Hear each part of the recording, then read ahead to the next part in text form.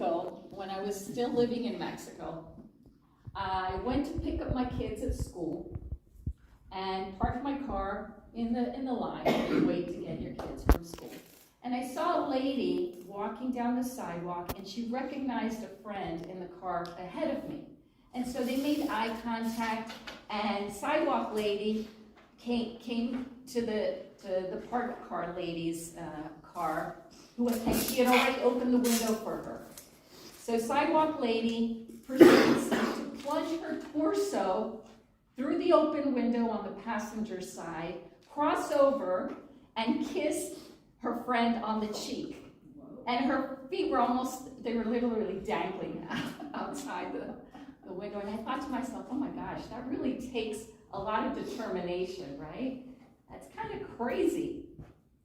But that was before I realized how persnickety Mexicans are about their greetings, and they'll contort in order to greet a person properly.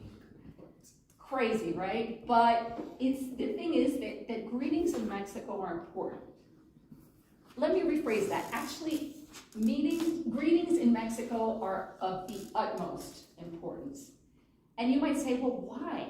Why, for example, might somebody interrupt everybody in the middle of a meeting to go around and shake everybody's hand or give them a kiss on the cheek, instead of just quietly, if you're late, just quietly sitting discreetly to the side? Or better yet, what would make somebody atop an elliptical machine in the middle of the gym risk breaking their neck by, wobbling dangerously in order to kiss somebody, a passerby? And I'll tell you why. 2 reasons: acknowledgement and respect. From the time they're this big, Mexicans learn the importance of acknowledging their friends, their family, acquaintances, in order to show their acknowledgement and respect to all of these people individually. By the way, a collective wave won't do, unless, of course, you're entering a room full of strangers or an elevator. But it's important that you greet each individual person to show them that you are taking into account their dignity. And many a Mexican mother will feel mortified if their offspring forget to go through the ritual of greeting other people. She might feel embarrassed or worried that she might be judged as not being a very good mother. And she may perhaps remind her kid through clenched teeth, "Saluda, mijo." I learned that forgetting to greet somebody can be considered actually like a slap in the face. El saludo no se le niega a nadie is a famous saying, which means you should never deny anybody a greeting, no matter who they are. To do so may be construed as an act of arrogance or anger or even contempt. And I had some of my friends tell me at some point that some of their relationships went south when they felt that they were snubbed one time too many by somebody. I actually made a lot of mistakes when I was a newcomer to the culture by forgetting to greet some of my friends or acquaintances. I remember on one occasion going into the office and having the following exchange with the administrative assistant. "So, hey, Dulce, did Jorge leave something for me?" Only to have Dulce do this. "Buenos días, licenciada." Licenciada is a courtesy title.